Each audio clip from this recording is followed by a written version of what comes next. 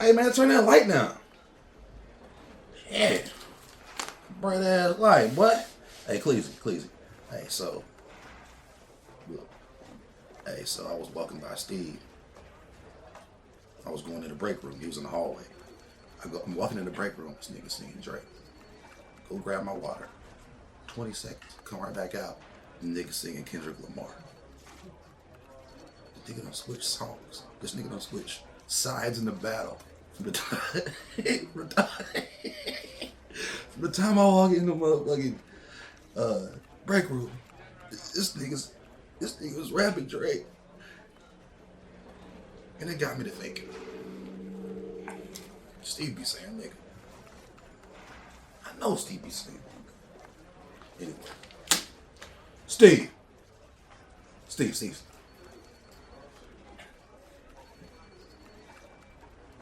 You like that new Kendrick? You heard that joint?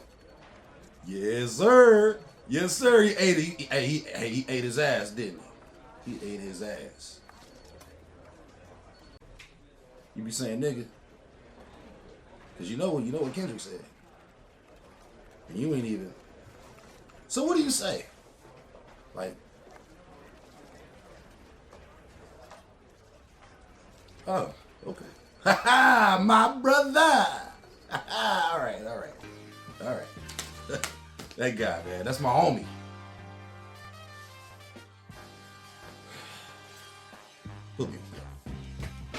UBTV, I'm back on my bullshit. Shout out to everybody who been showing me love. Special shout outs to everybody who dropped a couple of bucks in the fucking bucket. Because that allows me to be able to do these videos and I shoot them to you first because I appreciate y'all. What I'm saying. Hope you guys have been enjoying the America is Egypt series. Feel like that's some pretty good content right now. I'm excited to be starting to work on the next episode of The Smartest Beast in the Field, which is going to be another banger.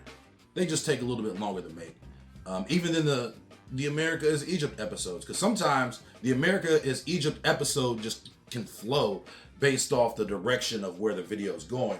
Where The Smartest Beast is, it's deep, bro. It's deep. So much love to y'all who have been supporting me, whether you just started supporting me or you've been supporting me from back in the day. Trust me, I literally have almost everybody's email address written down. So whenever I see a donation come through or I see email address come through, I already kind of know who it is and how long you've been supporting. And just know from the bottom of my heart that right?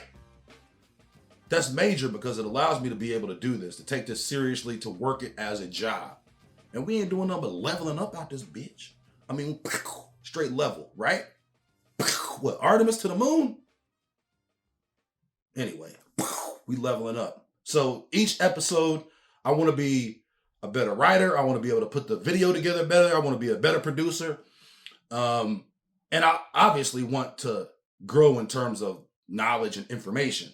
That goes without saying. So putting all those things together, I hope you guys have witnessed the growth over the years. But anyway, I'm back on my bullshit. The world stay on that bullshit. Bro, what is going on in these dusty ass streets? It's wild out here. Everybody mad. Everybody fighting. Everybody fighting. Right? We got teachers slapping students slapping teachers, even though that teacher, it might have been a tranny, because I don't know. It's fuzzy, right? That's a fuzzy picture, but it looked like a tranny. All I'm saying is everybody mad. And remember what I told you in the last episode. Don't let the worldly fuckery fuck with you, or you'll be fucked. What happened? Ross mad at Drake. Drake mad at Kendrick. Kendrick mad at Drake. Kendrick mad at J. Cole. J. Cole stressed out. Why? He fucked. He gone now.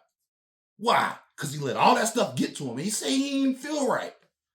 Y'all don't even let him get out the battle, man. And now you got Steve in the hallway flip-flopping on battles saying nigga behind black people's back. Everybody mad. Everybody mad at Puffy. Jaguar Wright mad at Puffy. She say she saw Christopher Williams giving Puffy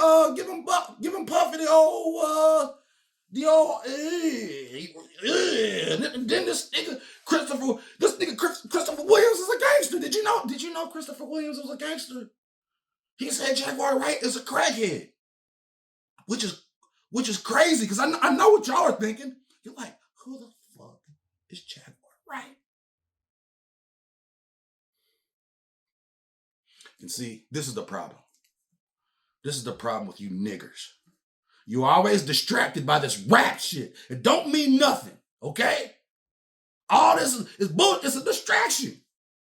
It's to distract you from that shit going on out there in motherfucking Palestine. And you know why they're doing it, don't you? Because they got all the mechanisms in place.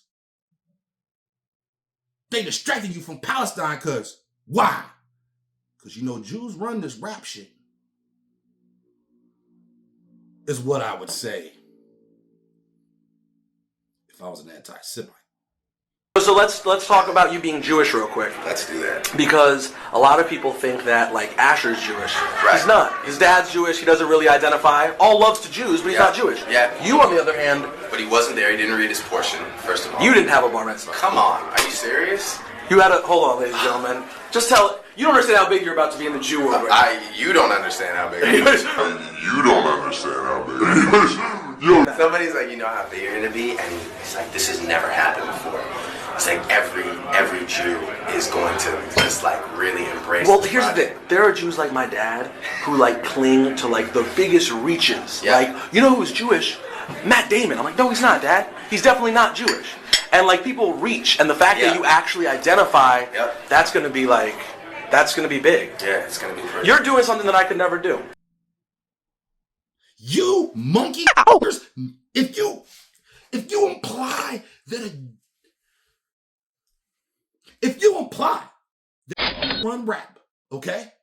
If you imply that Jews run rap or Hollywood or the NBA or the NFL, if you imply that, bro,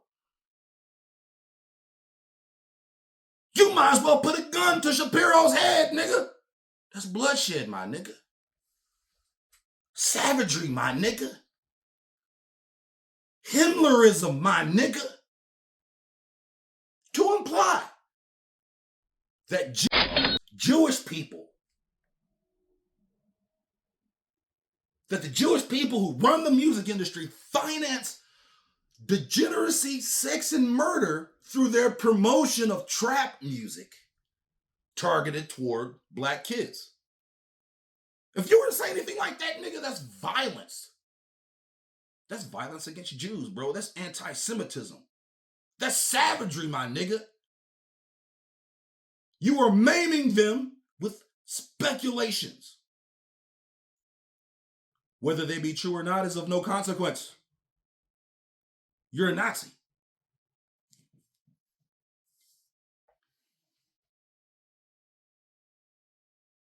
You know how the old saying goes.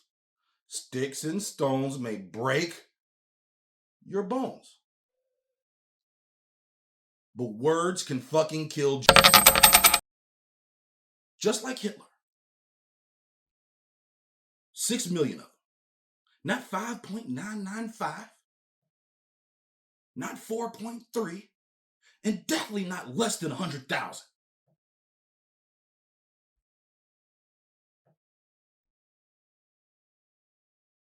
$6 million and not a shekel more, not a shekel less. Well, maybe a shekel more. And if you were ever to imply, if you were ever to verbalize, fuck it, if you were ever to think that those numbers are exaggerated, nigga, you a terrorist. Nazism, my nigga. Goybelism, my nigga. Right now, in America and in the world, anti-Semitism's run amok. Nigger, Nazis. And out of the flames, and the fire, and the smoke, out of the smoke of the violence of anti-Semitism that has run amok, college students had to barricade themselves in the library because they were scared. They're scared of what might be done to them. It's like Nazi Germany out there, bro. Do you see it? All of this anti-Semitism. And finally a hero arises from the smoke of the violence and signs into legislation a law criminalizing anti-Semitic rhetoric. So yeah, bro. It's 6 million, bro, and not 5.95 million. You're a Nazi, okay? Not 4.7 million, Nazi. See, their numbers are accurate, all right? They're the victims. And finally, a hero arose from the smoke to combat anti-Semitism. And that hero is, what's her name? Kristi Noem. Noem? How the fuck? This, the bitch from South Dakota. Kristi Noem, Republican governor of South Dakota, and also poised to be the running mate for good old Donald Trump, just recently signed into legislation an anti-Semitism rhetoric law, making any allegations or criticisms of Jews or Israel completely illegal and enforceable by law. You can go to jail just for saying something that may make it. And let me tell you, everything makes you uncomfortable.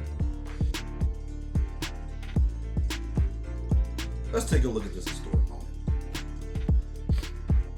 When I was a state legislature, when I was in Congress, and now as governor, to sign a bill like this into law that will be an example to the nation is a very powerful thing for South Dakota to do. Dakota, that Midwest accent has got to be one of the cringiest accents there is, you know, next to the Toronto, Canada accent. Oh my God, those are two of the worst accents out there. So I would like to open the ceremony first by asking our rabbi, who was our very first rabbi that the state of South Dakota was gifted with, Rabbi Mendel Alperwitz, to come on up and to greet all of you and share with you some thoughts and some words and wisdom. If you would welcome him, please, that would be wonderful.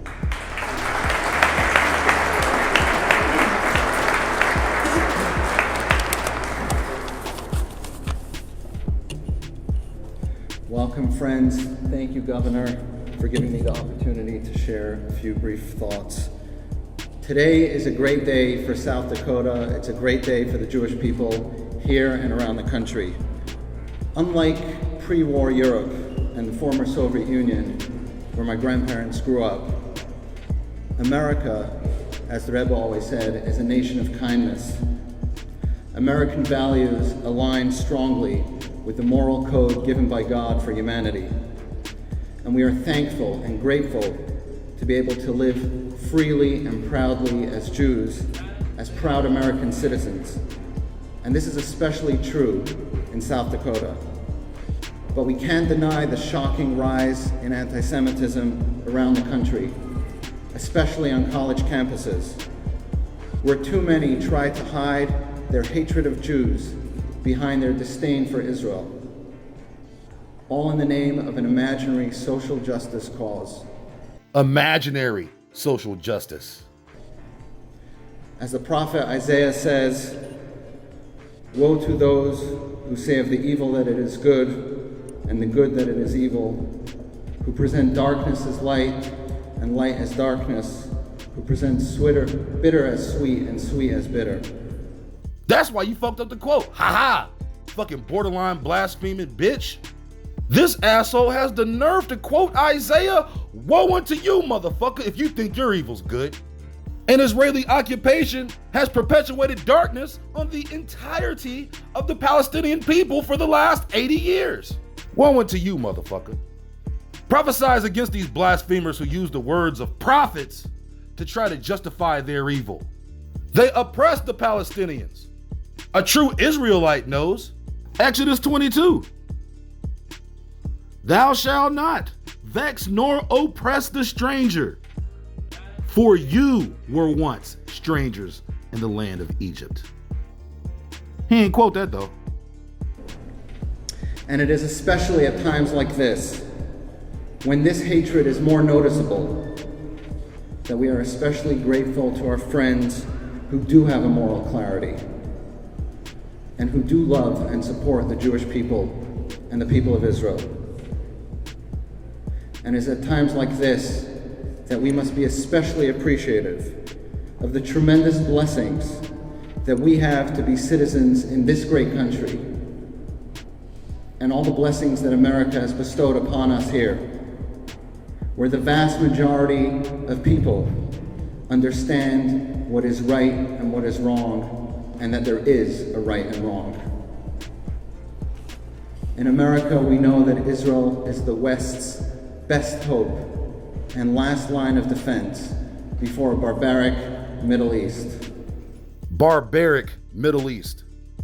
You see, he's giving you clues to how he truly feels about Muslims, the barbaric Middle East, who wish to see America fail.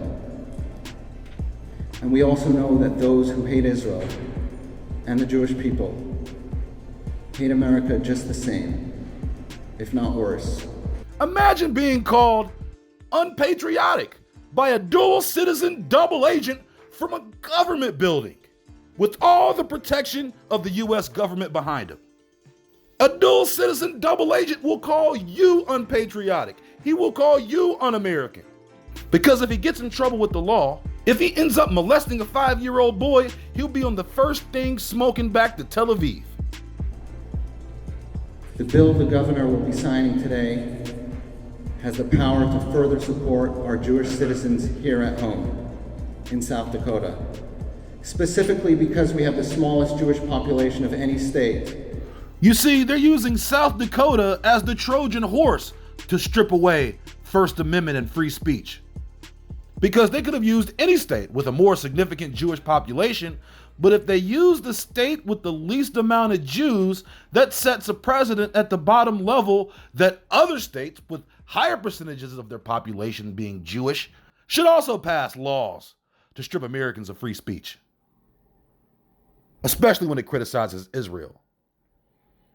And of course, we saw this with COVID as well. The whole misinformation thing was another censorship of free speech. And the fewest number of anti-Semitic incidents reported is this bill so important. And if at some point in the future, a Jewish child in South Dakota feels more safe and is better protected, it will be because of the bill that the governor is signing here today.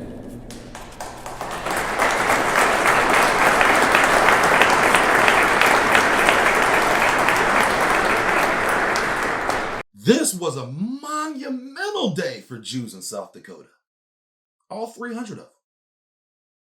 Now, for those of you who are not familiar with Kristi Noem, she may be best remembered for heading up the Keystone Pipeline project, the pipeline that was set to go through the middle of the country. And right through South Dakota, the governor stood tall with a Canadian company to displace Americans from their land through eminent domain. And I know that many Republicans claim to be America first and, major patriots, but you'd be surprised at the amount of the so-called patriots who are doing the bidding for foreign companies. Doesn't mean they're not patriots, though.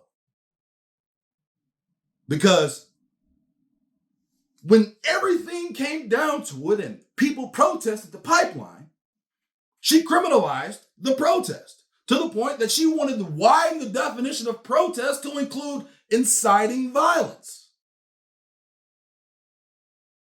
The courts, of course, shot her down, stating that her legislation was a violation of the First Amendment. But that's okay. She's back at it again, signing anti-Semitic legislation that in no way is unpatriotic. In no way. No way unpatriotic toward Americans at all. If you're an American, you should not be able to speak your mind. You should not be able to express your First Amendment right about another country. Unpatriotic. So, of course, we're back at the First Amendment again, and she's challenging it again on behalf of South Dakota Jews, all 300. So when she tried to criminalize these people, they shot her down, but that didn't stop her. She's still in the process of trying to widen the definition of what includes protest and amalgamating it with the incitement of violence. She's still at it, guys. She's still at it. Now, despite all this is not the reason people are mad at her. She could displace Americans, go to bed with foreign countries and companies. She can criminalize Americans for free speech. People aren't mad at her for that. They're mad because she shot her dog. And these bitches is big mad. Oh no, I gotta shoot my dog.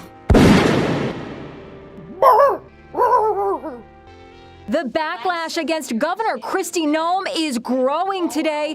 The once high-flying Republican darling is facing widespread condemnation for shooting her dog. This is reprehensible. And she's bragging about it. You train the puppy, you don't shoot the puppy. In her upcoming autobiography, No Going Back, Noem writes that her wire-haired pointer, Cricket, had an aggressive personality and was untrainable. I hated that dog, Noem writes. She was less than worthless. When Cricket slaughtered the neighbor's chickens like a trained assassin, Noem reveals that she took Cricket to a gravel pit on her ranch in South Dakota and shot her in the head. The story is leaving pretty much the entire nation aghast. Puppy killer Kristi Noem goes this headline, cruel and insane goes another. In America, there's one thing that brings everybody together. It doesn't matter where you are. Yes, dogs. Don't kill your dog. Yeah. You know what I'm talking about, everybody mad? Everybody mad at this bitch. She shot her dog. She was supposed to be Trump's running mate. So she was telling a story about a hunting dog who was worthless than shit. Apparently he was aggressive and possibly bit people. She had to put him down herself, Old Yeller style. Oh, and bitches hate her for that. Because you know half the country loves dogs more than people. You know, you could go to bed with all of these countries and companies. You could throw Americans in jail for expressing their First Amendment rights. You can do all that. But if you shoot a fucking dog, bitch, you are canceled. R.I.P. Kristi Noem and her political career. Hero for 300 or less South Dakota Jews. Murderer of dogs.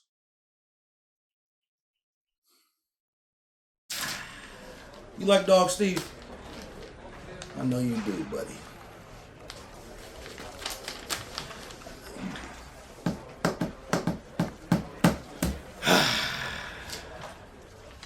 Oh, coming up next.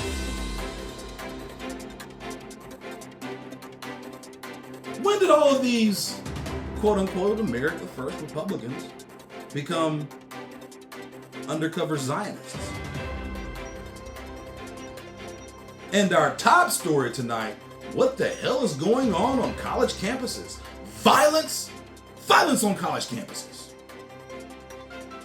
A little Jewish girl got stabbed in the eye during a violent, barbaric, and savage pro-Palestinian terrorist Hamas protest. And now the entire country has run amok with these terrorists terrorizing poor Jews. Violent protests. Coming up next.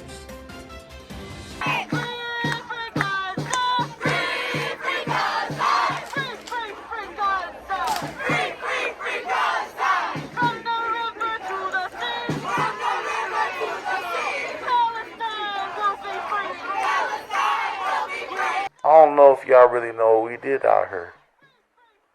Y'all little cry freedom bitch ass and then talking about free Palestine. Swear like that. That's how y'all do. See, we did the same thing out here y'all did out there. I don't know why y'all hating. We did the Stenians just like y'all did the Indians, you feel me? But now y'all talking about cry Palestine. You living in a nice ass tower with air conditioning and shit, no TV, you feel me?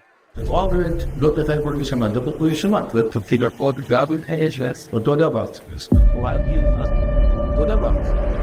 לא הכיבושים מברכים, איפה אתה תדע? אם אתה יודע, גופה שאתה יודע. חובת כיבוש עלינו, גם אם תושבי חבל עזה היו כל הזמן רק מגישים לנו פרחים. היינו מחויבים בשבת לפתוח במלחמה. היום תינוק, היום ילד, מחר עובדת. אז אין כאן, כאילו זה לא מסתפק.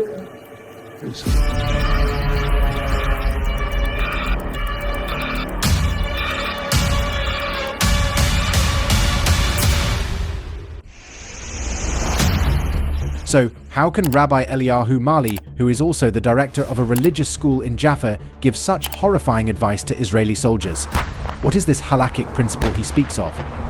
Halakhic or halakha is the Jewish system of law deriving from Torah. This system of law is a guidebook on military matters and details how and with whom Jews can wage war and the limits of the war.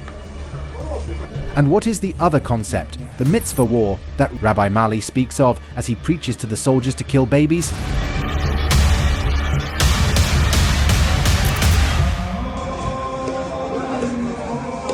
According to halakha, there are two types of war, milchemet mitzvah and milchemet rishat.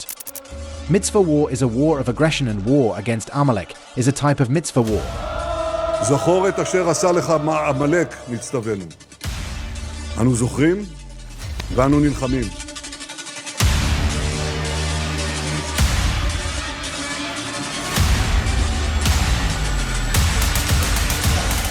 Netanyahu references the book of Samuel and the verse, "Now go and attack Amalek and utterly destroy all that they have and do not spare them, but kill both man and woman, infant and nursing child, ox and sheep, camel and donkey," retelling the exodus of the Israelites from Egypt 3,000 years ago and how they fought against Amaleks who attacked them. Palestinians are not Amalekites.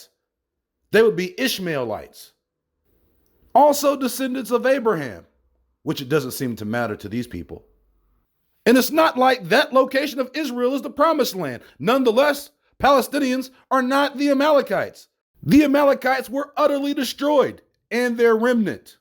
1 Chronicles 4. You see how they use the Torah to justify genocide? ברוך השם, החרבנו להם שטח עצום, הרגנו בהם עשרות אלפים של עמלקים, כל השאר יסתדר אחר כך בקלות. מוסרי זה להבין שכל ערבי הוא חפץ חשוד. Rabbi Yitzhak Shapira claims that even babies can be killed in his book The King's Torah, chapter 5.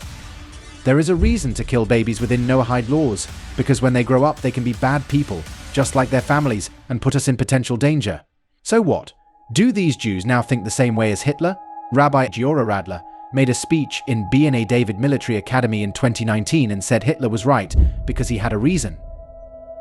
בוא נתחיל מהשאלה אם היטלר צודק או לא. לא. לא. הוא האדם הכי צודק שיש. ודאי שהוא צודק כל מילה שהוא אומר. באידיאולוגיה שלו הוא צודק. יש עולם גברי שנלחם, שעניינו כבוד, שעניינו החוות לוחמים. In 2018, another rabbi, Sephardi chief Rabbi Yitzhak Yosef, likens black people to monkeys and uses the derogatory Hebrew word kushi. לא הכל כושים מברכים, אלא צריך שיהיה כושי שאבא שלו ואמא שלו לבנים. איפה אתה תדע? אם אתה יודע, גופה שאתה יודע. מסביבנו עמים כאלה, בעיות גנטיות. יש הבדלים בין גזעים.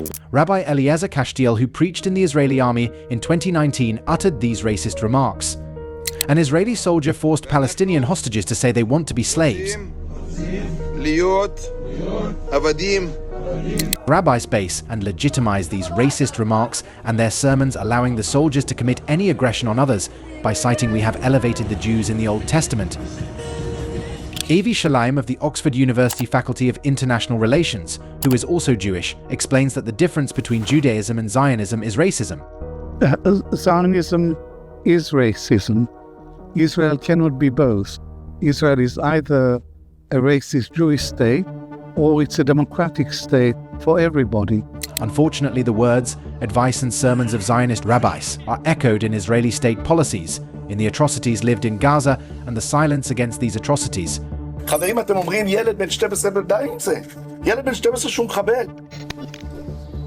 Since October 7th, more than 12,300 children have lost their lives in Palestine due to Israeli attacks, according to United Nations data. This number exceeds the total count of children killed in conflicts worldwide over the past 4 years. Children in Gaza perish either from gunfire, missiles, and bombs, or due to starvation. However, the primary catalyst for the escalating casualties remains the perpetuated narrative of hate and racism.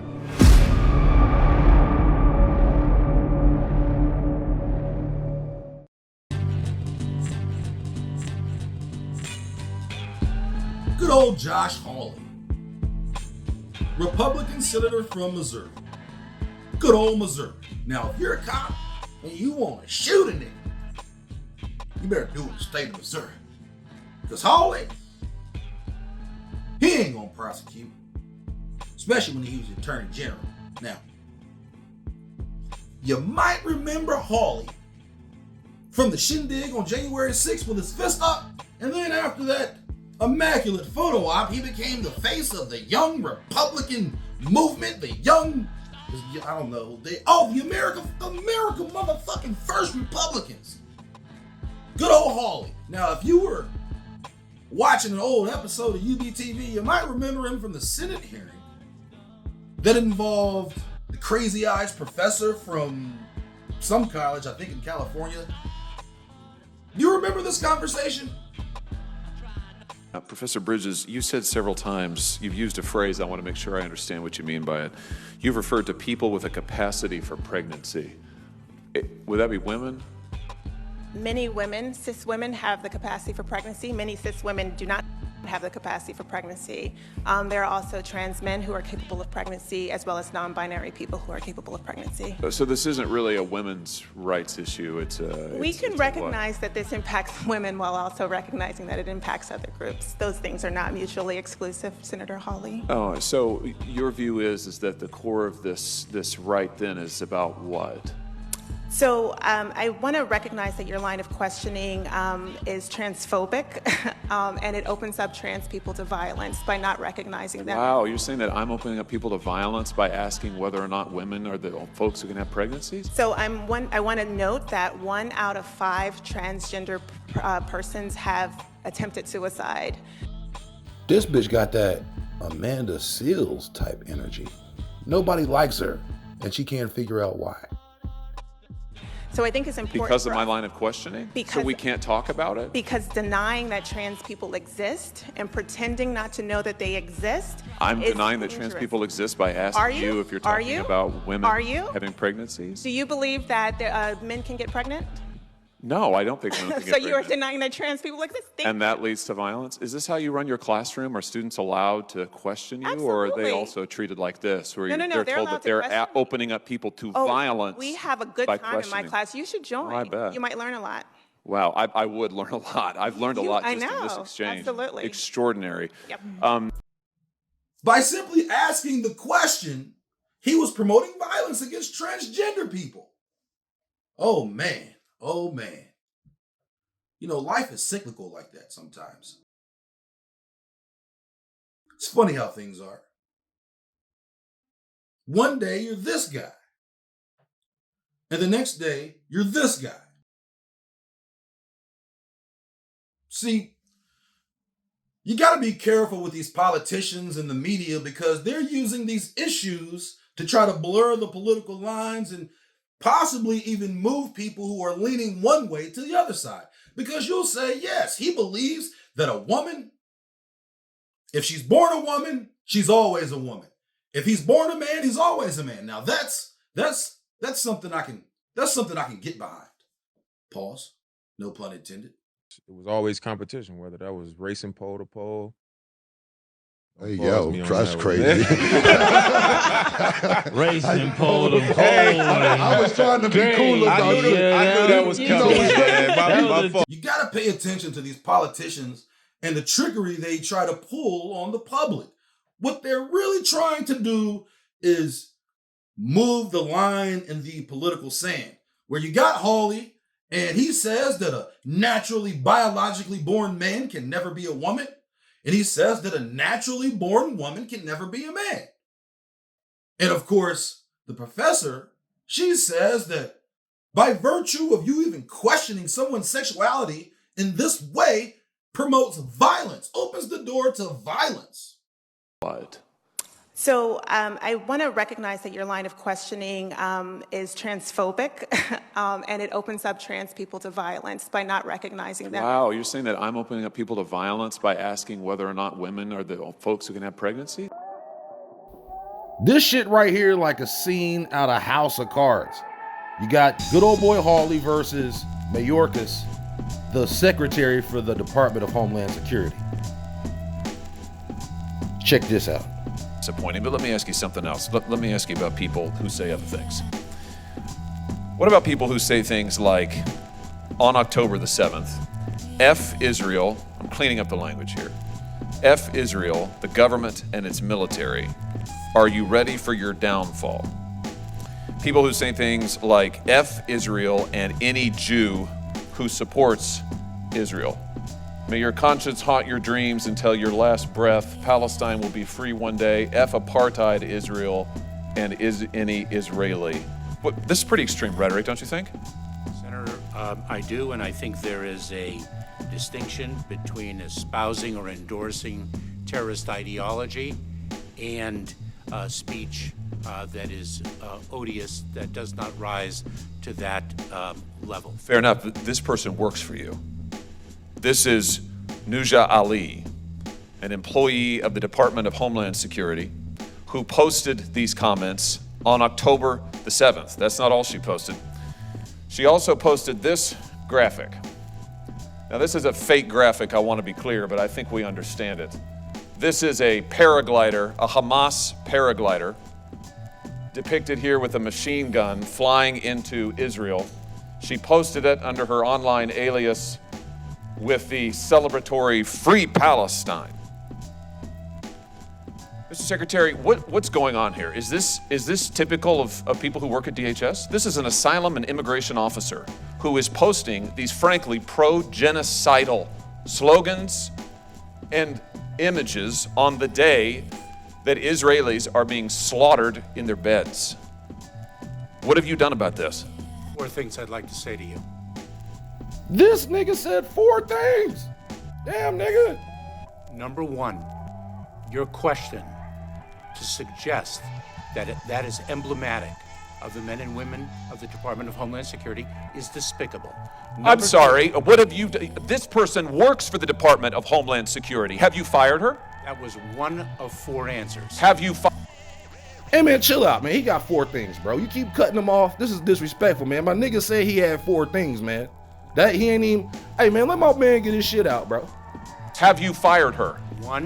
Have you fired her? Don't come to this hearing room when Israel has been invaded and Jewish students are barricaded in libraries in this country and cannot be escorted out because they are threatened for their lives. This nigga Hawley, Khazarian cape flapping. My nigga got Tel Aviv on his back, my nigga. You have employees who are celebrating genocide, and you are saying it's despicable for me to ask the question? See, this is indicative of a much deeper issue. If a member of Homeland Security is posting this type of content under an alias on social media, then we have an even more clandestine problem than what's being presented on the surface. What's really going on back there? We have agents of the Department of Homeland Security literally posting their own counter propaganda. Whether she believes the words or not, it really doesn't matter. Many people believe politically incorrect or even racist, controversial things, but they don't feel the need to post them on social media. And I'm referring to regular citizens and not agents of the Department of Homeland Security, who just so happens to be posting anti-Israel propaganda. Now, look at this shit here. This is literally like a scene out of a movie. That's how you know these niggas are acting. And this is all scripted. Has she been fired? Mr. Chairman. Mr. Secretary. After the consumption of Senator Hawley's time, I'd like to speak. Has she been fired? Because I will We not would like be, an answer. Would you? Because I will not be given the opportunity. Has she been fired? So that individual has been placed on administrative leave. What we really have behind the scenes is the Department of Homeland Security most likely putting their agents up to posting their own counter propaganda. Now, why would they do that? Why would an agent of the DHS post counter propaganda under an alias? Because it's not like she doesn't know that she'll be discovered. These actions are more indicative of a secret agenda for the Department of Homeland Security to post their own counter propaganda. She knows she can't post this without being discovered. So what are we really talking about here? We're talking about the Department of Homeland Security using their agents to create anti-Israel propaganda. For the purposes of what? The most transparent reason for me would be just simple funding. You know, if there's no enemy, If there's no homeland terrorism to go after, then jobs get cut, funding gets cut. But if you can trump up some bullshit on social media and make it look like there's this entire nation of possible terrorist dissenters, then Biden might give you a couple billion on the kickback to protect the country, or under the guise of protecting the country. So she's not been fired. Number two. Why has she not been fired? Number two, the individual was hired in 2019. Why has she not been fired? Number three, I cannot speak to an ongoing personnel matter. Why has this person not been fired? He knows that she's not fired. A cop can kill a person and get put on administrative leave. But she leaves a mean tweet and he keeps asking, is she fired? Now this is the same man in the same state who was the attorney general that killed all them niggas, right? They didn't get fired. But this woman leaves a mean tweet and this nigga got the Khazarian cape on flapping. Is she fired? Did you fire her? Does she still work there? Nigga, that's an ongoing investigation. And first of all, they put her up to that. No, you don't understand. It's all part of our strategy. He can't say that. He can't give up the game plan. And Hawley knows this. So he ain't doing nothing but tap dancing for Israel. Look how committed to fighting anti-Israel rhetoric I am. This is all a show. Your answer is you can't speak to it? This isn't sufficient to fire her? I am not in a position to speak to an ongoing personnel matter. This isn't sufficient to fire her? That's what you're telling me? That is not what I'm saying. But she's still on your payroll as we sit here today. That is not what I'm saying. She's still on your payroll as we sit here today. Senator? How many cases? She was an asylum and immigration officer. How many cases did she adjudicate? This nigga's questions are all cap. He knows. Senator, I'm not in a position to speak about an ongoing personnel. I'm not asking about that. I'm asking you how many cases she adjudicated. My answer remains. Did she adjudicate any cases involving Israelis seeking asylum in this country? Same answer. Well, let me just point you to what else she posted on social media, where she drew attention to the fact that she is an immigration and asylum officer. Hashtag immigrants, hashtag asylum seekers, hashtag Palestine, hashtag refugees welcome. This is on her LinkedIn post where she has her professional affiliation posted. So I think the American people deserve to know, has she admitted, contrary to law, individuals who should not be in this country or denied Jewish refugees whose genocide she's advocating asylum that they deserve? Same answer. You're not gonna tell us what this person's done? Are you conducting a review of her cases at least? Senator, as I have said over and over again, I cannot speak to an ongoing. You said that you will personnel not. I matter. can't believe that you would come to this committee knowing this. You know about this. I've written to you about it. You know all about it. And you come here unwilling to answer and suggest that it is wrong of me to ask you the question. Quite frankly, Mr. Secretary, I think that your performance is despicable. And I think the fact that you are not willing to provide answers to this committee is absolutely atrocious. My cracker got that Khazarian cape flapping. He trying to get signed to that Wells Fargo Max contract, my nigga. He got Haifa on his shoulders, Tel Aviv on his back, my nigga. Mr. Chairman, may I? Like, if you'd like to have a minute to respond, you are welcome to. I would, and I'm not sure I'll limit it to 60 seconds. That's fine. Number one, what I found despicable is the implication that this language, tremendously odious, actually it could be emblematic of the sentiments of the 260,000 men and women of the Department of Homeland Security. Number one.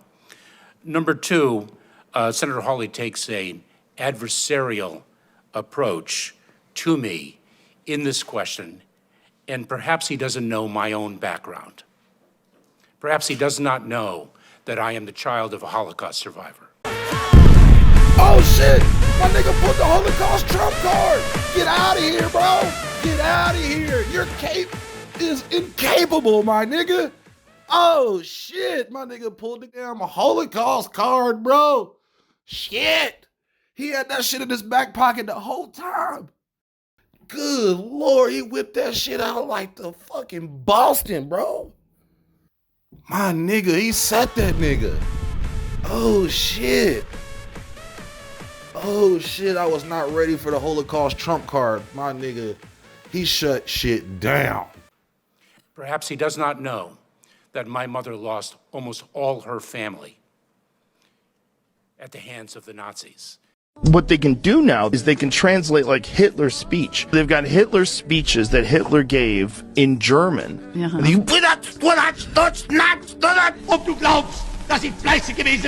get to see it in English, and you're like, oh. The German nation does not wish its interests to be determined and controlled by any foreign nation. France to the French, England to the English, America to the Americans, and Germany to the Germans.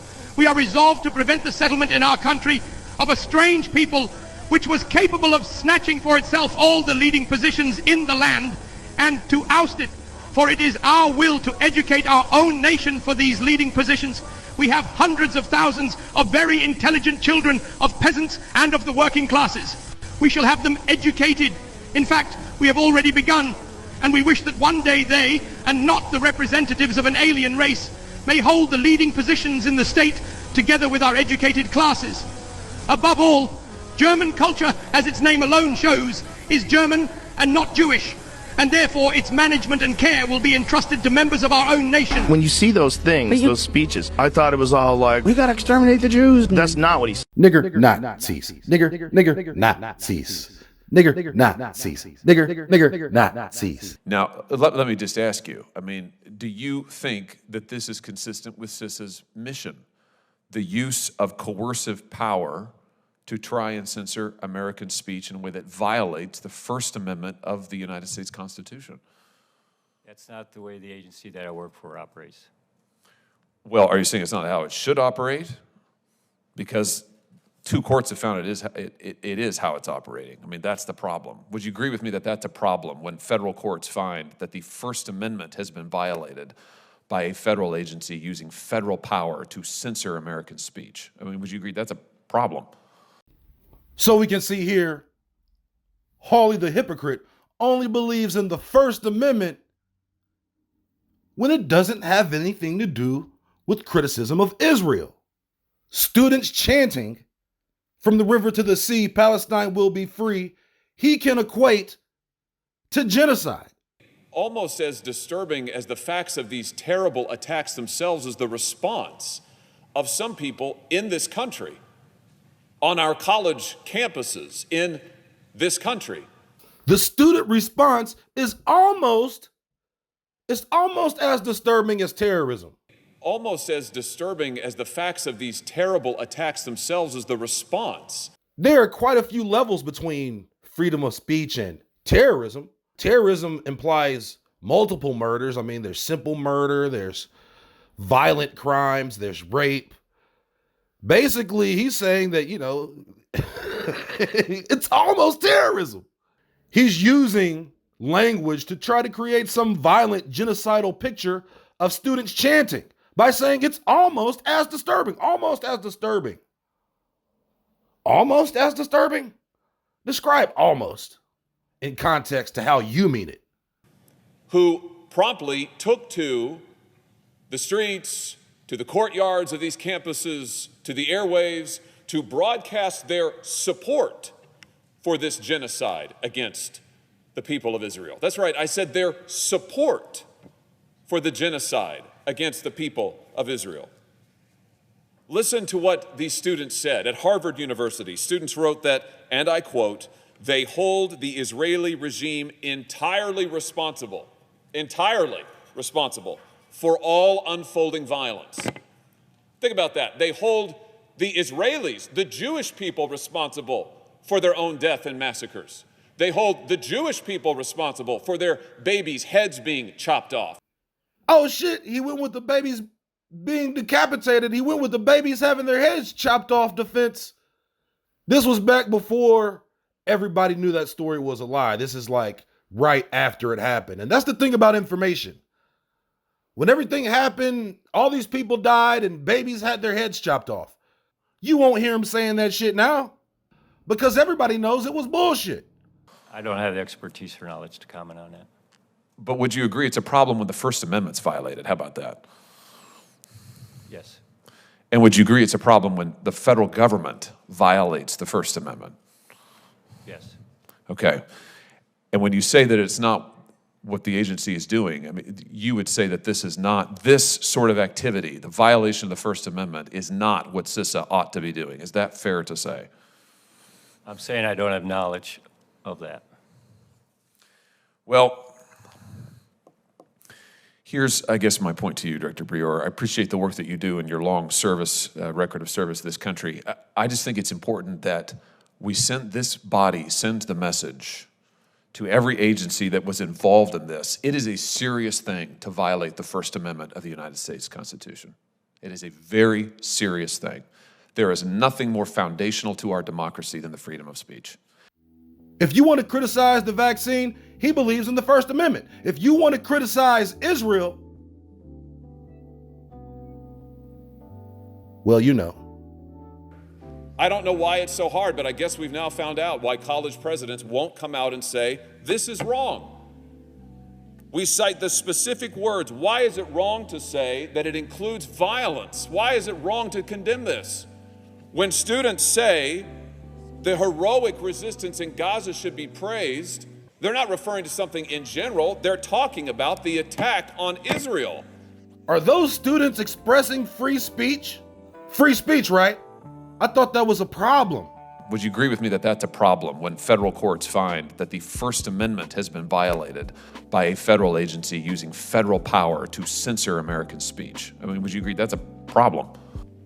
To pass such a resolution, and you're talking about freedom of speech, it's very important not to paint a broad brush and condemn everybody engaging in speech. This is what this resolution does. It's an attempt to say, even to those who had legitimate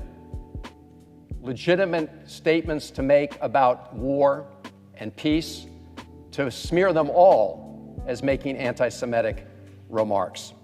I would also say to my colleague that there have been a lot of other anti-Semitic remarks around the country, from radio show hosts to others.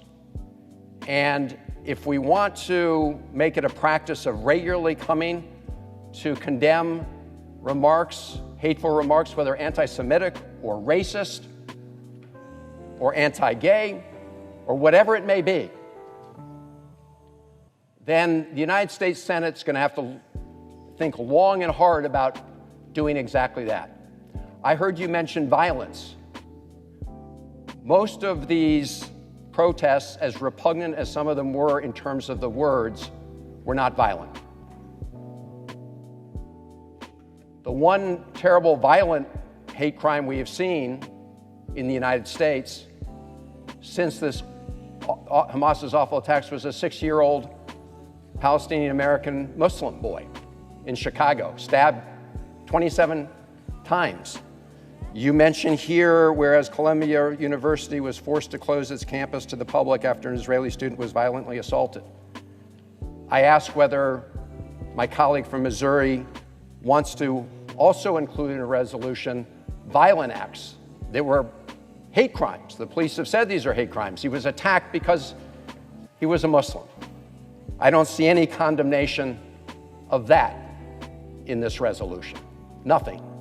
So I would stand with my colleagues in standing up to hateful rhetoric, condemning anti-Semitism, but what this resolution does is not that. I'd be happy to yield. When students say the heroic resistance in Gaza should be praised, they're not referring to something in general. They're talking about the attack on Israel, the slaughter of innocent Israelis, and that's perfectly fine. Those are legitimate concerns. I mean, this is the moral equivalency, Mr. President, that has seeped into our college campuses and I guess to the floor of the United States Senate is unbelievable. But let there be no mistake. What's happened today is one senator has blocked this body from condemning the attacks against Jewish people in Israel, Jewish Americans in this nation, and pretended that there's some moral equivalency here between this and what? The state of Israel is under existential threat. We have students in this country who are specifically calling for and celebrating the killing of Jews, and we can't condemn that on the floor of the Senate? To say I'm disappointed is an understatement, Mr. President, but I will say this, it is a revealing moment. I yield the floor. So by your speech, that implies thought that is so immoral it should be condemned by a supposed free speech advocate. He's just not a free speech advocate when it comes to Israel. And he's definitely not a free thought advocate because your thoughts are immoral. You support genocide and terrorism. Somebody supports genocide and terrorism. Wonder who? It's not just Jews in Israel who are threatened by these outrageous remarks. Jewish Americans on our campuses have been threatened. Columbia University had to close their campus temporarily when an Israeli student was physically assaulted and Jewish American students threatened. Jewish American students have been threatened across the country in all sorts of settings, not least on our college campuses. And in the wake of this, campus leaders have been silent.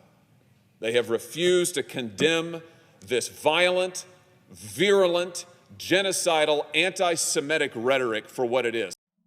You know who likes to brag that they have bought and sold every member of the House?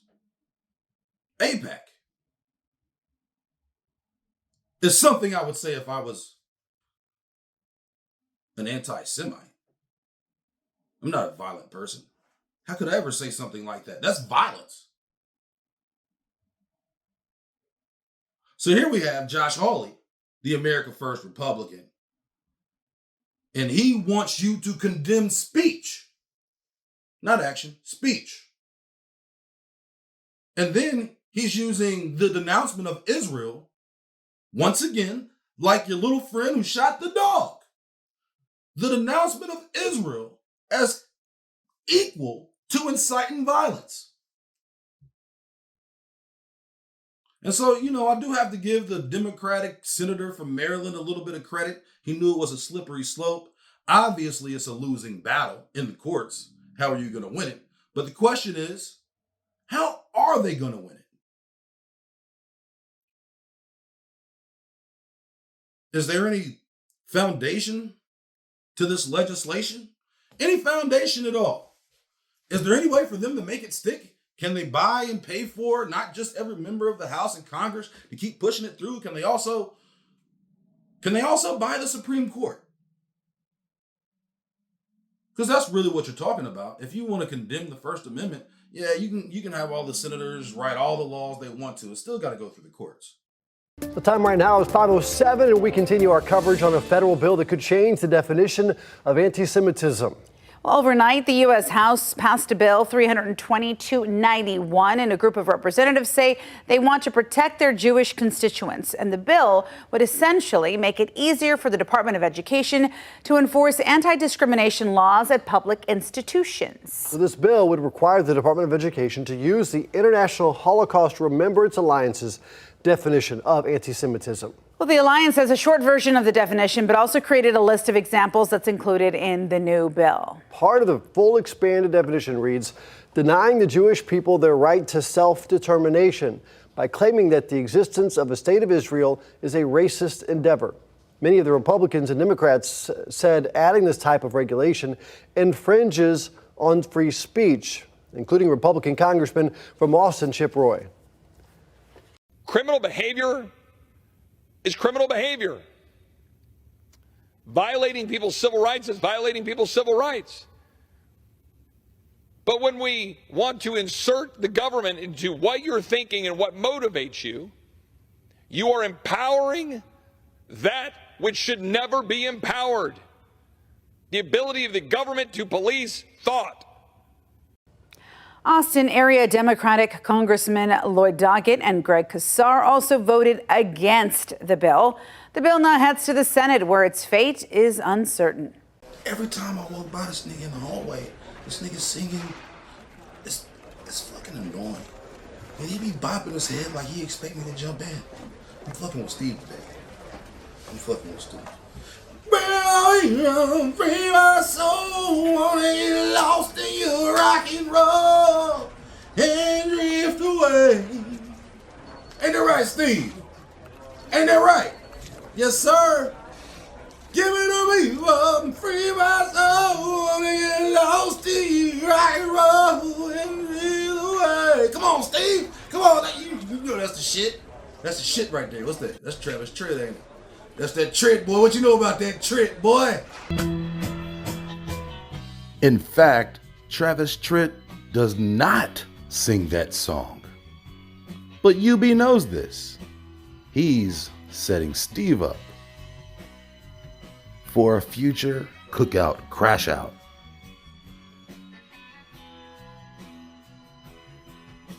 This nigga diabolical. Yes, sir. Yes, sir. All right. Yes, sir. That's my homie, Steve. That's my homie. All right. Put me on, Klein.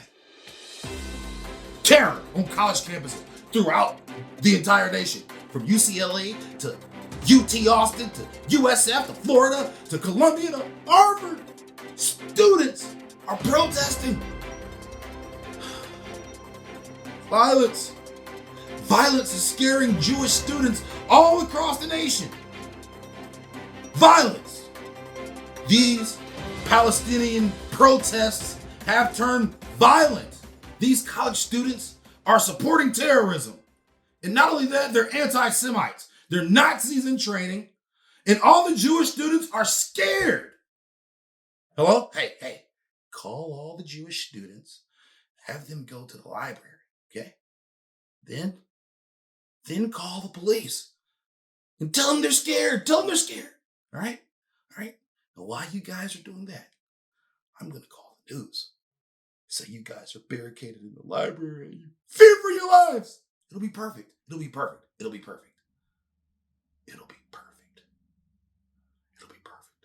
Nazi niggers.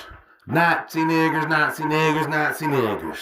Nazi niggers, Nazi niggers, Nazi niggers.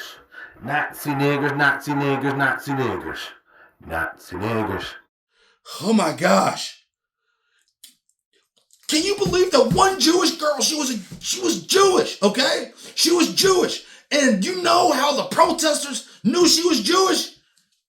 No, I'm asking. Do you know? Because I don't know how you tell a Jew from a white person. Did she had on a she have a yarmulke on? No, she have a I'm a Jew t-shirt. No, how do they know? Well, anyway, this poor little Jewish girl was stabbed in the eye by these violent, terrorist, Nazi protesters. Nazi niggers, Nazi niggers, Nazi niggers. Run the video, Clyde.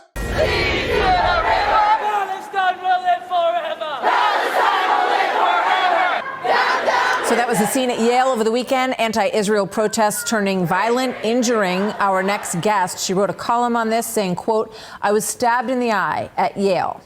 The school has allowed anti-Israel students to run roughshod over their most basic policies. Yesterday," she writes, "I paid the price for their inaction." Yale student Sahar Tartak needed hospital treatment for that injury. She is doing well now, which we're happy to say, and she joins us now. Sahar, welcome.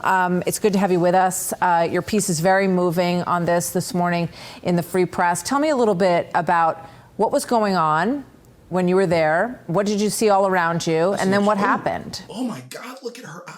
Sure, of course. So over the past week or so at Yale, anti-Semitic student protesters have taken over a central plaza on our campus, setting up a tent encampment, among other things, pictures to commemorate terrorists, and this culminated in multiple nights of overnight encampment in the central plaza and protests with hundreds of people. I think it was 500 when I came on Saturday night. And as soon as I was identified with my friend who wears a black hat as visibly Orthodox Jewish students, I was immediately blockaded by protest organizers. And everywhere I walked, there was a line of protest organizers standing in front of me, linking arms, so that I could not walk forward. And the rest of the students at the rally noticed this, the other 500 students at this violent rally, and they saw me, and so they began to taunt me as well because they recognized that I was something that they view as an enemy. And finally, the taunting continued and escalated, and I was just there to record them. And the taunting escalated until somebody waved a Palestinian flag in my face and then jabbed me in my left eye. And from there, when I tried to run after him, the human blockade of protest organizers continued to stand in front of me to stop me from catching my assailant. This woman is so brave. After being stabbed in the eye, she tried to chase her assailant. Because she's brave like that. She brave. That's the bravery of all Jews are brave. Okay? After she was stabbed in the eye, in the middle of the protest, she tried to catch her assailant with her one good eye. And people blocked her. Those violent protesters blocked her. And she had to go on Fox News to share her story, to let people know that there are violent protests out here stabbing little Jewish girls in the eye. And then the videotape surfaced. And so I went to the hospital. Yeah, it's extraordinary. It's stunning. We're just looking at the banner that they're holding up on liberation, and there's a great irony because right behind it is a memorial on campus to those who fought in. See the letters right behind this banner. They say, in memory of the men of Yale who, true to our traditions, gave their lives that freedom might not perish. What do you think about that? And what do you think about what the leadership at Yale is upholding today? Yeah, so this plaza includes a World War II memorial, and a couple nights ago, hundreds of students cheered and screamed "Viva, Viva Palestina" as they tore down the American flag from the flagpole, and it took days for them to face minimal repercussions. Today there were some arrests, and then many of the students who were arrested were then released to return to a protest. You know, we're looking at these scenes, and prominent in many of them in these videos are watermelons. If you could explain the meaning of that to us, and also the chanting of "from the river to the sea." We know studies were done back in December that showed that many of the people who were saying it had no idea what river and what sea. Sahar. Sure. So we've seen the watermelon all over campus.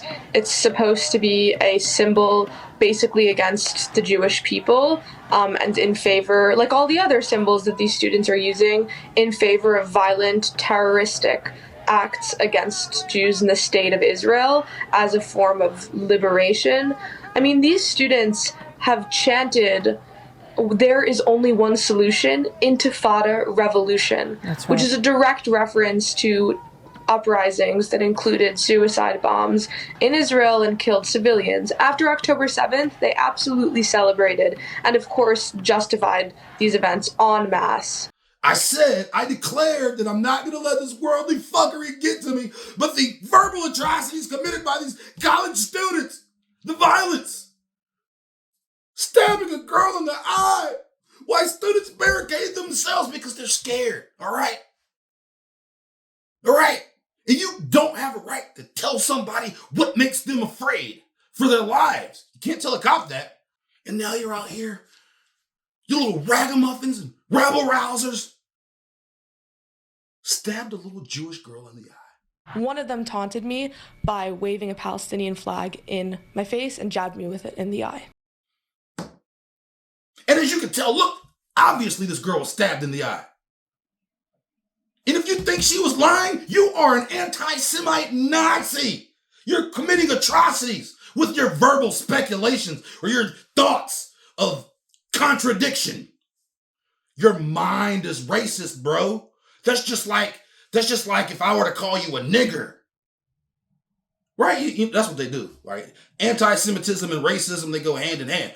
But you can say nigger as much as you want to. Niggers can talk about killing niggers, and also white people and neo-Nazis can say what they want to. And they can say blacks are tearing this country apart, and Mexicans are coming over here, and all these immigrants. They can say all that, right? They can say all that. But if you say anything about Israel. Nazi. Straight to jail, nigger. Straight to shackles, bitch.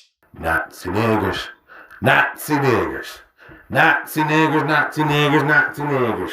Let's talk about a hoax, shall we? Yeah, let's do it. Talk about a There's hoax. nothing I love more than hoaxes and uncovering them. You will recall I joined Piers Morgan Uncensored this week, and one of the individuals that I was on with was a Jewish student at Yale who claimed she had been, and these were her words, stabbed in the eye with a flag. Okay. Now, I noted in the segment, her eye seemed okay. Okay. And this happened only, I believe, 2 days prior. So if you, typically, I believe if you're stabbed in the eye, the recovery time is a little bit lengthier, but okay. I'm going to take people's word for it. Take You you don't at your want to call word. them a liar to their face. Right? Yeah. What am I going to do? I'm going to take you at your word. I'm Yes. glad you're okay. Well, now video has emerged of the eye stabbing. And go ahead and put this up on the screen. So, okay, you can see she's in the middle of the protest. She's recording. There's people who are all around her. You know, they're wearing their keffiyehs. They're doing their thing. They're moving by. Okay, I don't know, exactly what's happening here, but there's just a lot of people moving around. All right. Someone comes close. Okay. Oh, there's Here the it flag. And okay, that was it. That was the eye stabbing. Someone walked by with a flag. It's not even clear that she was hit with the flag at all. I'll give her the benefit of the doubt, I guess, even though it's clearly not deserved, that maybe the flag accidentally, grazed her somewhere in the eye vicinity. But put the next piece up on the screen. This is how this was reported in Barry Weiss's The Free Press. Here's literally the headline. I was stabbed in the eye at Yale. The school has allowed anti-Israel students to run roughshod over their most basic policies. Yesterday, I paid the price for their inaction. And the first line of this piece, by the way, is also, I was stabbed in the eye last night on Yale University's campus because I am a Jew. One of them taunted me by waving a Palestinian flag in my face and jabbed me with it in the eye. It's bloodshed, nigga. That's violence, my nigga. Stabbing little Jewish girls in the eye. Oh, yeah. Look at her eye. Look at it. She was obviously stabbed. And when the videotape surfaced, it doesn't matter, okay? Hitler killed 6 million. And they've been going through stuff since Bible times, my nigga. All right? And you see these protests, this is just like Nazi Germany, bro. This is no, not like the Bolshevik Russia. No, not like that. But like Nazi Germany, right? 6 million, fool. Yeah. I know the Jewish telegram talking about 1/3 of the population, 135,000 in 1930. They anti-Semitic, bro. Even the Jewish telegram motherfucking the almanac is anti-Semitic, nigga. Those numbers don't vibe. The numbers don't vibe. Gag order them hoes. Gag them.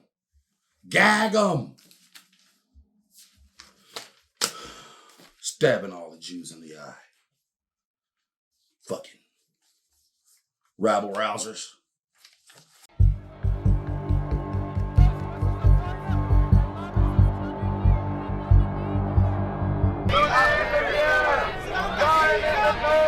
Palestine was never there! Palestine was never there! You're a moron! How you sleep at night? Piece of garbage! Find me! Come find me!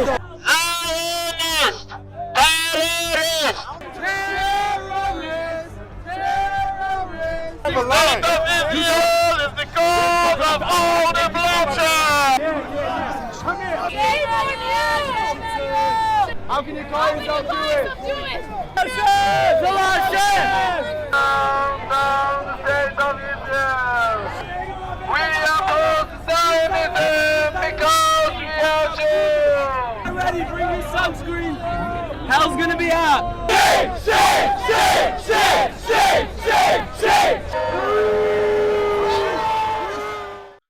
even heard. Now, this may be considered anti-Semitic. That's why I say I heard it. Because not only can you not think anti-Semitism or speak anti-Semitism, you can't hear anti-Semitism either, okay? So this is what I heard, and it's probably illegal to overhear. I'm probably committing violence by even hearing what I heard and then repeating what I heard. But I'll risk it. But I heard that the ones who are actually committing the acts of violence and antagonism are the pro-Israel protesters.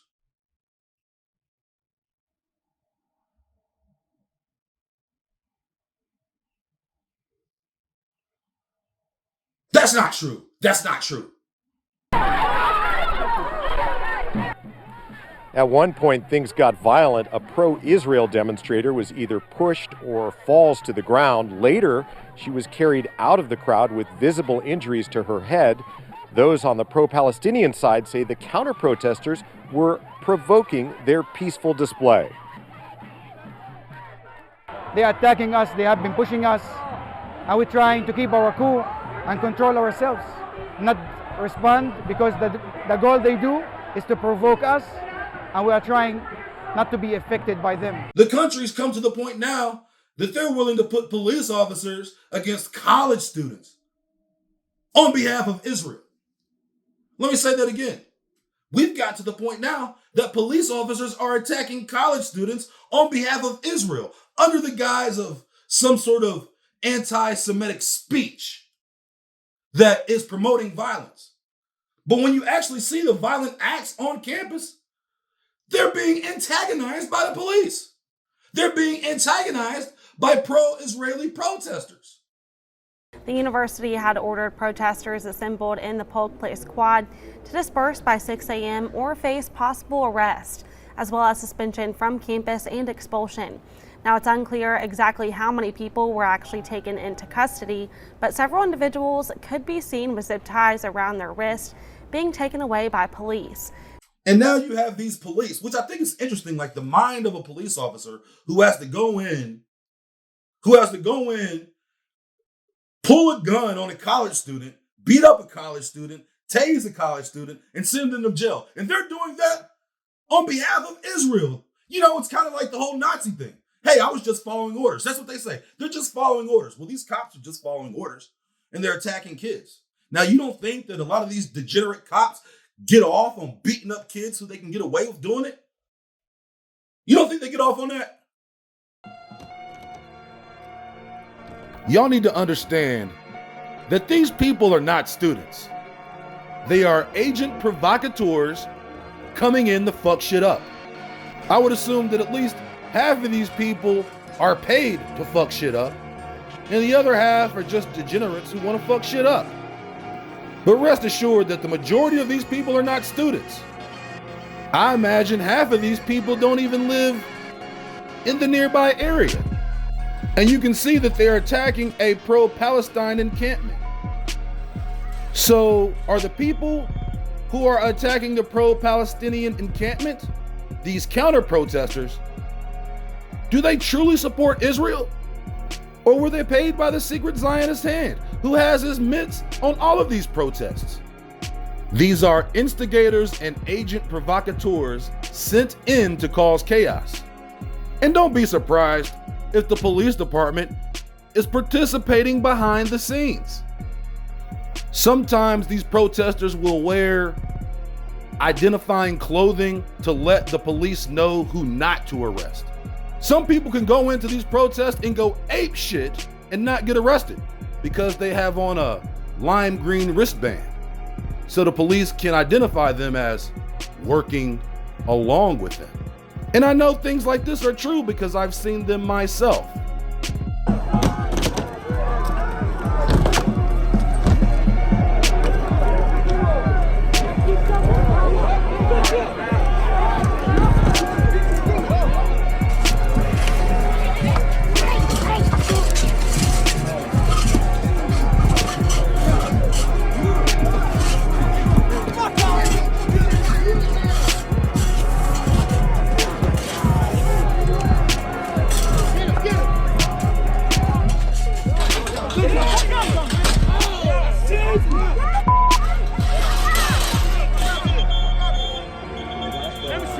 If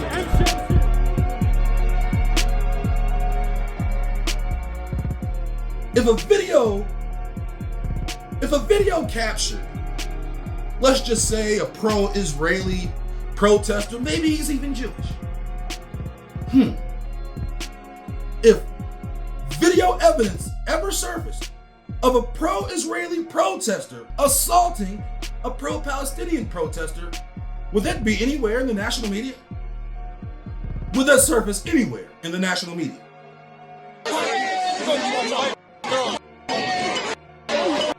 Keep it going, keep it going, keep it going. You all do, keep it going. Do something about it. Do something.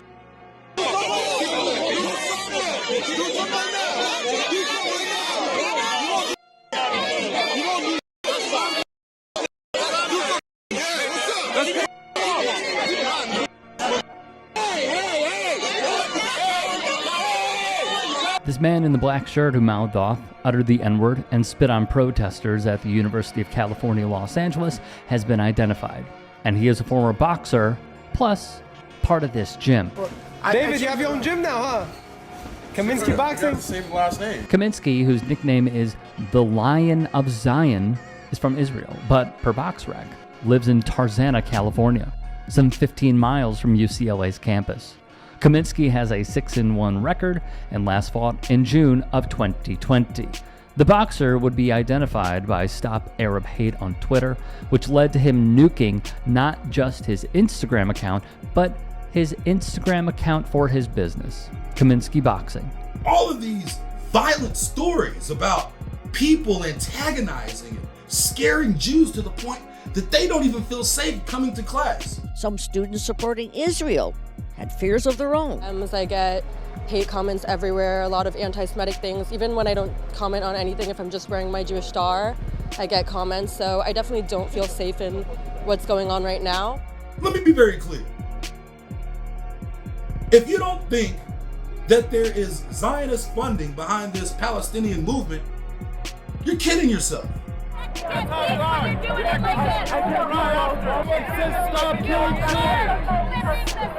Stop killing children!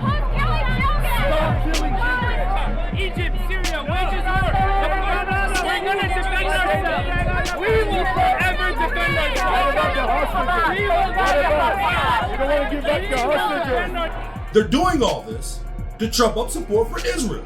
And they're also doing it to make those college students look stupid and to turn the rest of the country on them. Like, oh yeah, these college students, look at them, they're tearing up the campus. No, those people who are tearing shit up were paid by outsiders, the secret hand, to come in and fuck shit up. And then the cameras are just right there to capture it, and then they can talk about how terrible shit is on the news. This is the game that they run. They've been running this game plan forever. Good evening and thank you for joining us tonight. Nationwide unrest tied to Israel's war on Hamas is hitting close to home today. A pro-Palestinian protest was held on the Ole Miss campus with a raucous counter-protest. Yeah, it was. More than 24 protesters filled a cordoned-off area with signs of Free Palestine and yelled chants. Well over 100 counter-protesters surrounded the area. They chanted USA and waved American flags. Ole Miss journalism students shot video of both sides. Professor Iveta Emery says most of the crowds were students during the 45-minute protest, which was ended by Ole Miss police.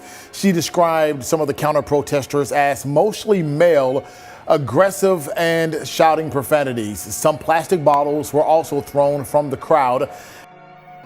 You see this scene right here? Can you imagine what is being said by that crowd of crackers? And it's hilariously ironic that this pro-Trump, alt-right, alt-white crowd is standing in support of Israel, which means standing in support of the loss of the First Amendment. You mean to tell me that none of these white boys in this crowd are saying anything racist or anti-Semitic? Well, you know, you can be racist. That's still not illegal. You can still say racist things.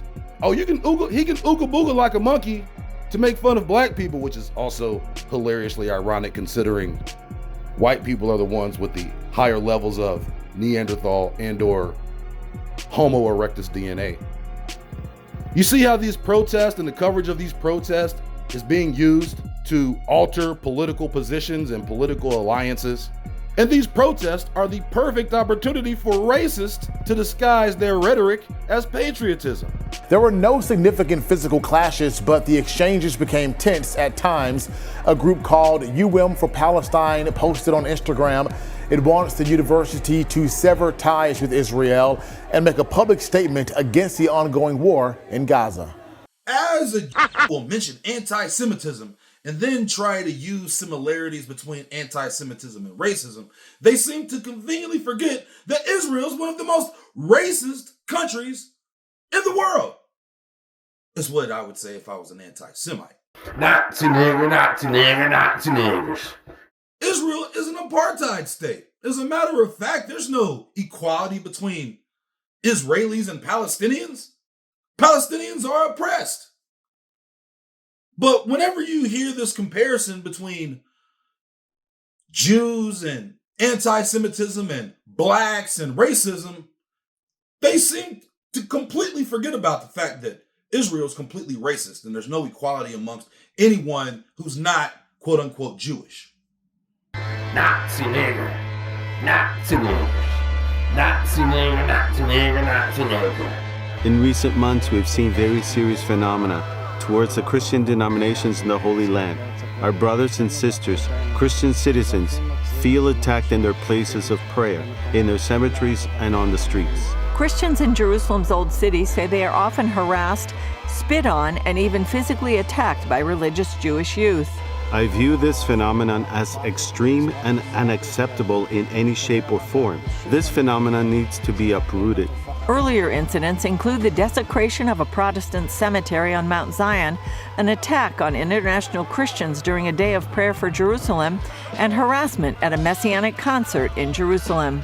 We must respect the members of all religions. We've committed to this since the dawn of our existence. This is the most basic commandment of love your neighbor as yourself. Church leaders expressed their desire to work together with Israeli authorities. We need to work together in order to encourage coexistence and solidarity between us, and the love between us, because we are brothers in the same state. We live in the same places, and we need to live together in quiet and peace. Recently, Israeli Channel 13 reporter Yossi Eli went undercover as a priest for a day. Dressed in a robe, he walked through the old city with Franciscan Father Alberto. In the first 5 minutes, he was spat at 5 times by Orthodox Jewish Israelis. In America, people can worship and evangelize and spread whatever religious propaganda they would like, just not in Israel. So, all that freedom that makes America so great, and people try to use the greatness of America to try to compare it to what's going on in Israel, this isn't an apples to apples comparison. A surprising report from Israel today where officials are taking seriously a recent upsurge in spitting and hitting attacks on clergy and the vandalism of Christian sites. Israel considers itself a religious state.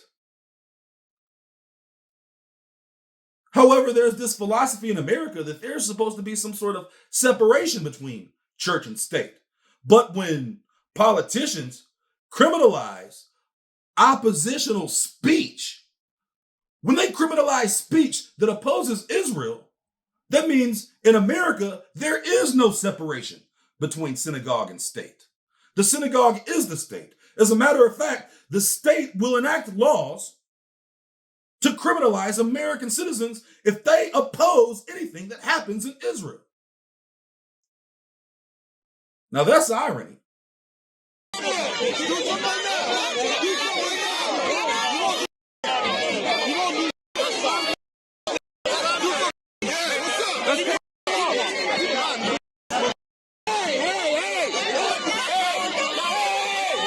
All of this violence is one-sided. As a matter of fact, the pro-Israel protesters, they are completely innocent. Of course they are. And to make sure of it, our politicians will sick police, guns, and dogs on children to protect the synagogue. Because like I said, here in America, where politicians are more loyal to Israel than they are to America. There is no separation between synagogue and state. Y'all little bitch ass niggas out here protesting and shit. Y'all really on y'all high horse right now. Y'all really on y'all high horse right now. Like we ain't did shit to the spin in. Y'all ain't do shit to the end in. We did the same shit out. Y'all really don't know what we did out here. You know what I'm saying? This our shit. Shit, talking about free Palestine shit, freedom Indian, but shit, I ain't getting my country back, nigga. Y'all get y'all country back. Y'all really don't even know what we did out here. Biden's weakness has led the planet to the edge of nuclear war. I will bring the world glorious new peace, and I will make the following statement. I am the only one that can say this, I believe. I know them all, and they respect me. They don't respect our country anymore. It's a country that's in decline. But they respect me, and we're going to have it back very soon. We're going to have a great country very soon. But I'll say this. I will prevent World War III. I'm the only one that's going to do it. Before I even arrive at the Oval Office, shortly after we win the presidency, we win. All of us together are going to win. I will have the horrible war between Russia and Ukraine settled. I know them both. I will get it settled. Here's the whole thing about war. War is always described as theater. That implies that there's a script. Back in the day, motherfuckers would go sit up on the hill and eat cupcakes and watch the poor kill themselves while they laughed and conversed and talked about what they were going to do on vacation. We're dealing with that now, a script. And we've seen this developing script over the last 30 years. World War III, the Middle East. How is it going to happen? How is it going to go down? They've been trying to write and rewrite and write. It's still going through the studio right now. The studio's still trying to, iron out the last details of the script. Because we've been going through it for a while. I mean, how many times have we heard these prophecies about World War III? Here we are on the brink of World War III. We were on the brink of World War III like 2 years ago, like 20 years ago, like 30 years ago. It's always the brink of World War III. It's like this hook that they just can't wait to use it. And so they've just been programming the public to accept certain things moving forward. Trump verbally attacked universities and President Biden's handling of the pro-Palestinian protests across campuses. And you saw it last night. That's one good thing that really happened. You saw it last night because New York was under siege last night. And these people, they were intense. And the person that heads up Columbia University was a great school. It's been, badly damaged, I think, reputationally. But the person that heads it up, a woman, she waited so long. She was so weak. She was so afraid. She was so bad. No, it's a whole big hoax going on. Big hoax going on. Big hoax going on. But it's a shame. And Biden should speak out. He should speak out. He should say something because nobody knows where he is. He's definitely against Israel. He's definitely against Israel. Free, free Gaza! Free, free, free Gaza! From the river to the sea! From the river to the sea! Palestine will be free! Palestine will be free! I would tell the students to stand tall, even though I don't know how efficient or legitimate this type of protest is at solving any of these problems. The demands that the students put on the university, they're not really feasible either. They're not gonna divest. The universities, UCLA, Columbia, Yale, Harvard, they're not gonna divest in Israel, nor are they gonna end their relationship with Zionists. It's just not going to happen. I mean, it's obviously a more feasible demand than a ceasefire. And considering the extremities of how protests could actually be, maybe a ceasefire, if the college students would decide they wanted to take it up a level, maybe ceasefire is something that could be accomplished. But then you're involving America in a war on the other side of the world. And America, from all intents and purposes, is trying to keep their big hand out because they're already sliding money to Israel on a regular basis. We already have politicians writing in legislation, even to make sure that ideas don't get spread in opposition to Israel. So we already know that AIPAC has bought the House. We know that on both sides. They bought the Democrats and the Republicans. They brag about that. No, the demands to divest in Israel probably aren't feasible. But guess it's an admirable objective, just not feasible.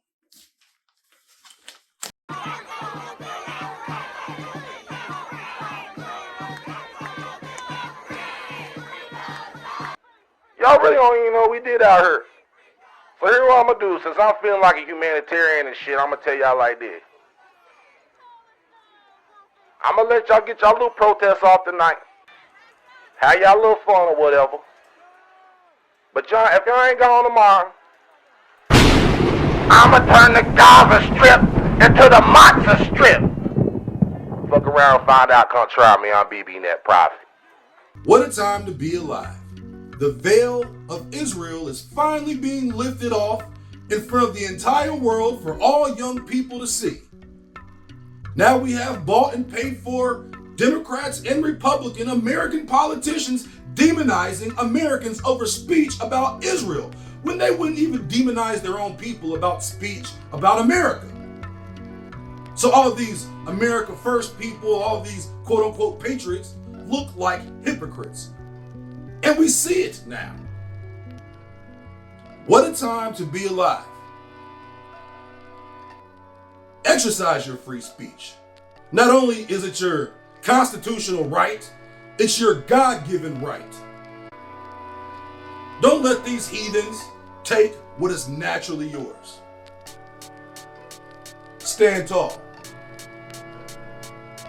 Until next time, I'll holler at y'all. Shalom.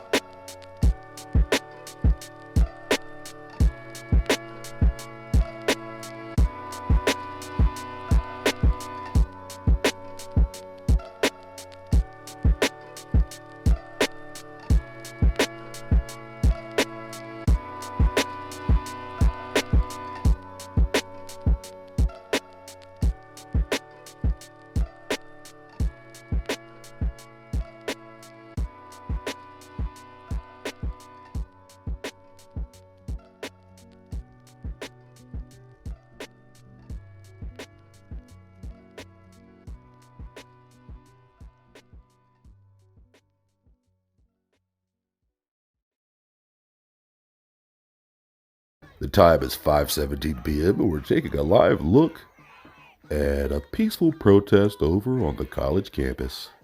It's a beautiful day for a peaceful protest, 79 degrees, low humidity.